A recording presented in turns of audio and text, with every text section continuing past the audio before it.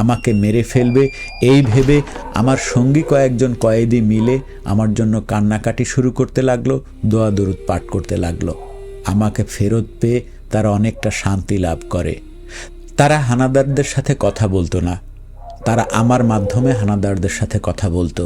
আমি নির্দোষ ছিলাম, তবুও কর্নেল ফারুক আমাকে ডেকে অনেক শাসালো, কয়েক দফা গালাগাল করে আমাকে মুক্তির আদেশ দিল এবং কাজে যোগ দেওয়ার জন্য একজন সুবেদার মেজরকে হাওলা করে আমাকে স্টেশনে পাঠিয়ে দিল।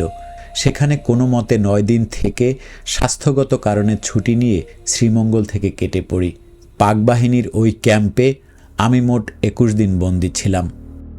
শামসুদ্দিন আহমেদের এই বন্দিজীবন কেবল একজন ব্যক্তির বন্দিজীবনের ইতিহাস নয়, এটি 1971 সালে বাংলাদেশের প্রতিটি জনপদে ঘটে যাওয়া সেই অমানবিক নিষ্ঠুরতার এক জীবন্ত দলিল।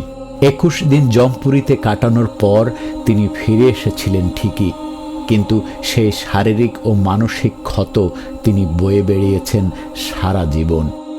শ্রীমঙ্গল ওয়াবদা ক্যাম্পের সেই খালের পাড় আজ হয়তো শান্ত, সেই রক্তলোভী কুকুরগুলোও হয়তো আজ আর নেই, কিন্তু ইতিহাসের পাতায় আজও অম্লান হয়ে আছে সেই সব নাম না জানা মানুষদের আর্তনাদ।